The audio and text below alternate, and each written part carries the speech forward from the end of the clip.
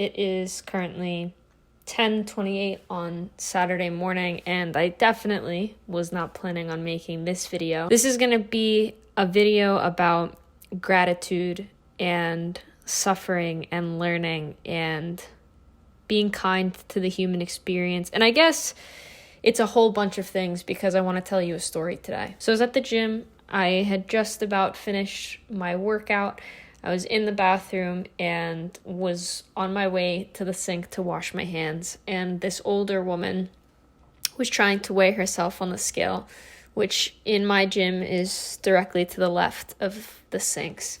Had my headphones in, wasn't really paying attention, but she just immediately, as I walked up to the sink, made eye contact with me and started talking. So I pulled my headphone out and she'd asked me, how do I use this? Where's the notch? And we started talking, and I don't need to get into the details of her entire life story, but she was talking to me about the struggle of being in the gym because she has scoliosis, and how she comes in and does her dumbbell curls, and how she started coming to the gym every day in January, and then she lost her mother, and we really kind of got into it, and I was talking to her about being kind to yourself in light of all of these things, right? And, she was talking about like the physical pains that she had in the gym when she was performing certain movements. And, instead of saying something like, oh, let me check your form, or, I don't know, whatever else you could say to somebody in that kind of a moment, lower the weight, or, oh yeah, it just sucks, and walk away. I kind of just took that as an opportunity to be like, just be kind to yourself. You clearly have gone through a lot. She's 71, amazing, like very beautiful soul. And I hope I see her again. But if I don't, Marianne, it was a pleasure to meet you. I was with her for like 20 minutes just talking over the sink in this bathroom. And it made me, again, very conscious of the reality that ever since I've been very open on this journey of just trying to treat myself with kindness and love and gratitude, and just kind of being wherever I am, and not running towards some sort of thing, be that a goal or something else kind of going on in my schedule. I've noticed that people have started to approach me more, which I don't think is a coincidence, but it's kind of hard to pinpoint, right? Like maybe there's something about my energy that's more welcoming or more open, more calming. And so people feel more comfortable approaching me, because there's no reason why she would have turned to me in that moment, or why a lot of different strangers, relative strangers in my life have spoken to me of late. So it's something that I kind of started to think about while we were talking. So we were just kind of having this conversation about her journey in the gym and her experience with scoliosis and managing pain and being kind to yourself and giving yourself a grace period. And, when I said these things, it kind of connected back to her other topics. She's a teacher's assistant she works with autistic children on the spectrum, and how different it is being a teacher's assistant now than it was 20 or 30 years ago for that, where you kind of just had like a 5-mark test that you'd give these kids. And if they didn't pass, then it was this very binary decision, like you're going to go in this track or this track, and now there's a grace period. And so we kind of just had this like flowy dance type conversation where I was talking about kindness and gratitude and showing up for yourself, and she was relating it back to her life and her life experiences. And we kind of just went back and forth in this really beautiful way. And then we kind of got into a conversation where she asked me how old I was. And so I told her I'm 24, and she asked me where I live. And I happen to live in a town where there's a nightlife scene, and there's a lot of bars. And so she asked me like, oh, you must go out a lot, like you're right there. And I said, actually, I don't, because it doesn't make me feel good. It's not aligned with what makes me feel good. I'm deeply in tune with what's going to help my body and what's going to help my mind. And don't get me wrong, once in a while I will go out with my friends and I'll have a blast and I'll enjoy that. But I know that I'd much rather have a really healthy, good quality meal on a Friday night and get some good quality rest, and then come here and lift. And this is sort of my religion. And we started this conversation about voids, right? And she was actually the one who said that, which I'm so glad that she did, because she met me right where I was going, or at least what I was thinking. She goes, yeah, you realize that that's so good of you to realize when you're young, like this young, that you don't want to do that. It's just filling a void. And I said, exactly. I think it's filling a void, and plenty of people have voids. And look, everyone's on a different journey. Everyone's in a different place in life. Some people do need to go out and drink, or they do need drugs, or they do need something. But I'm just fortunately in a place where I realize, like, I'm good with where I am. Then she said some things at the end to me about how wonderful it is that I have learned all of this by 24. And she goes, oh, you have a really great head on your shoulders. And I was like, thank you. That definitely wasn't genetic, because we were talking about how I'm thin. And I was like, yeah, I definitely train hard and I eat right. But my parents are both really, like, my mom was a stick her whole life and my dad's pretty lean. So it's like, we can credit my genetics for the fact that I've got these gains. That was cringe. I'm leaving it in. But yeah, then she was like, you have a really nice heart. Like, you have a really amazing mind. And I was like, those things, those were not genetic. Like, I needed to work for my mindset. And what I was saying to her was that I've been thinking this idea, like the universe will always try to get you to learn what you're here to learn in this lifetime. And if you're not going to push yourself to take the initiative to learn it, then it's going to force you to learn it, right? And you're going to learn what you're supposed to learn one way or another, hopefully. And I realized, it's like, life feels really good right now. Not comfortable, but really good. And I'm so grateful to be in this flow. Now is the time to push myself and to dive into this feeling and to sign up for that new certification that I've been thinking about, or to do that research in that new volunteer project that I've been really wanting to learn more about.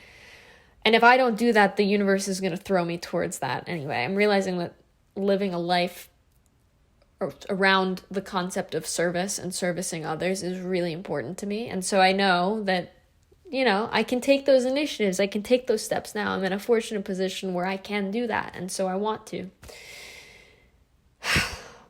And she ended this conversation. We kind of started to wrap things up. And she looked at me. She's like, it's so amazing that you've learned this at your age. You don't know how many people I know that are way older than you that it's so negative, and they're like, they don't want to divorce their partner. They're going through divorce, and there's just so much. And she literally, we were like approaching the end of our conversation, and she started crying. Now I'm going to cry. This is why I'm making this video now, because I know I have emotions today.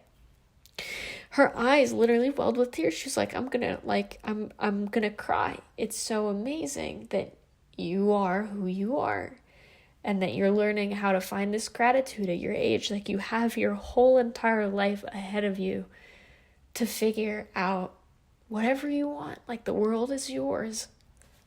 And I told her, I was like, yeah, I've been thinking about that a lot, that I am 24, and I do really have so much that has been afforded to me. I wasn't crying at the point when I was telling her this, but I was like, I think about the gift that it is that I am this young and I have the rest of my life to figure out how to live a life of meaning and how to serve the people around me and how to be happy. It's just like, there's so much consciousness in me that's been awoken, or that I've been woken up to at such a relatively early age in my life. And then I got in the car and I was like, oh, this feels good. It was a good gym session. I had a good workout. I helped a girl who was having trouble adjusting or putting the safety pins back on the squat rack. And I was like, oh, it felt so good to talk to her and help and have this conversation. I'm trying to be really patient with the elderly.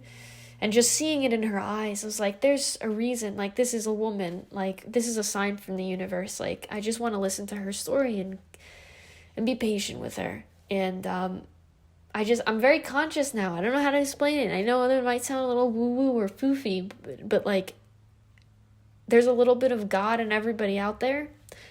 And there's a little bit of me in everybody out there. And there's a little bit of everyone in me. And so when I have these opportunities to meet somebody else who's also kind and generous and open-hearted and willing to have those conversations, I'm going to give them the time of day. What else in the world could possibly matter more than that? You know, there was this beauty in her eyes. And once she described to me that she was religious and had this experience, I understood the vitality at 71. And I understood now how it was just so beautiful. I don't know. I'm going to riff on this forever. The fact that she was so happy that she met me, that she was literally about to cry because she was so happy for me. And I got in the car and I'm driving, processing this conversation, and the emotions hit me, and that's where I am now. And I don't know, dude. I'm just so grateful to be here and to have learned all this at 24. Like, not to get a little morbid, but if this was it, you know, if I got hit by a car tomorrow,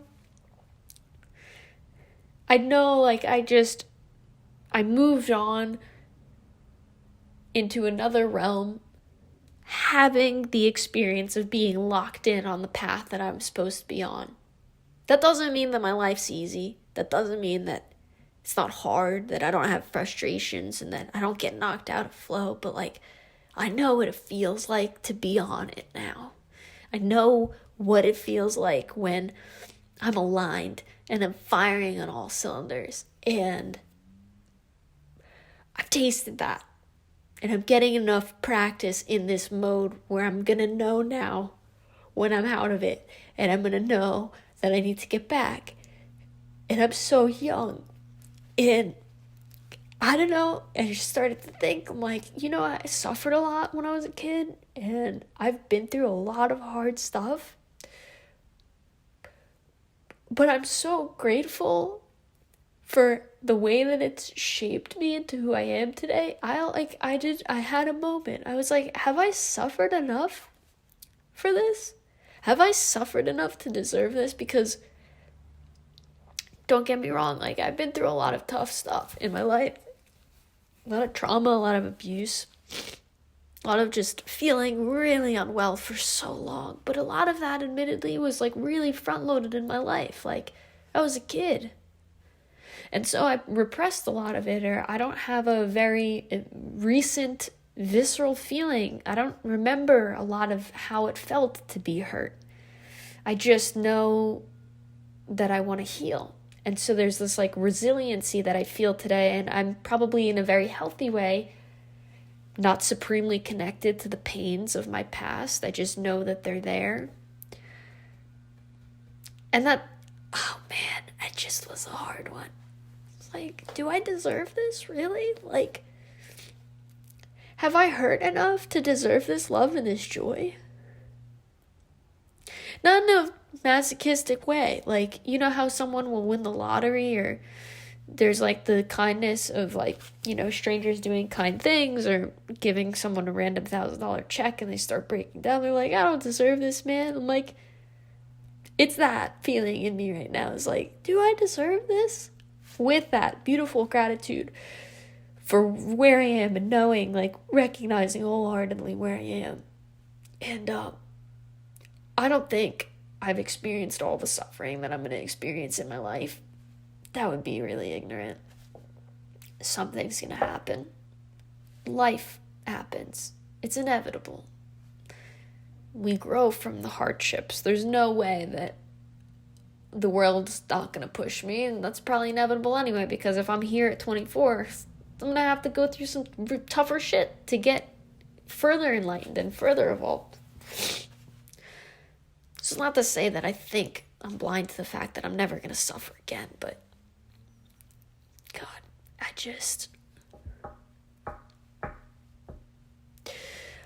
I'm so grateful to be where I am, and to be who I am, and to be learning how to love who I am, and to have the job that I have, and to be able to buy my healthy groceries so my stomach doesn't need to hurt anymore, and to be a good person, and to be a good friend, and to be a good stranger to the people out there, and to just help other people. I like got in my car and I shut that door. And call it an enlightened ego. I don't care if it's an enlightened ego. It felt really good. I just shut that door and I heard the lock click. And I looked down at my hands and my legs and my body. Cause she told me at the end before I walked away. She like grabbed my hand and was like, God bless you. I needed to see you today. That's the reason why because she never comes in the morning. That's why I said I'll probably never see her again. So I don't even know why she was there. She only goes in the evening or in the afternoon. That's part of the reason why she was crying. Because she was like, I was supposed to meet you today.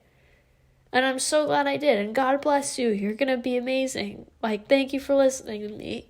And I shut that door in the car and I'm like, I'm a trail angel. Like, I'm a light worker. I'm here to help people. And everyone's here to help. This is not just about me. Like, I know this is my video and I'm talking about myself. But everybody can help anybody out there. Your story, the things that you've been through, you start talking about them and you're going to make everybody around you feel less alone because we've all experienced the same feelings in one way or another. And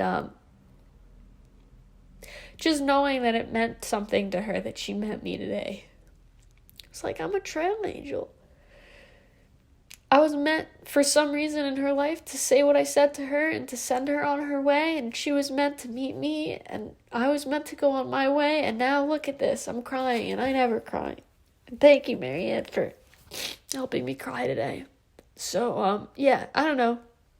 I'm going to wrap this up very anticlimactically and kind of humorously, which is like, be a good person, do good things, try your best, love and light, peace and plants, and, I don't know, man. I'm just grateful to be alive and here. And thank you. You clearly mean something to my journey. That's why I'm here. I don't know what that is yet, but we're all here together. I love you. I'll see you next week.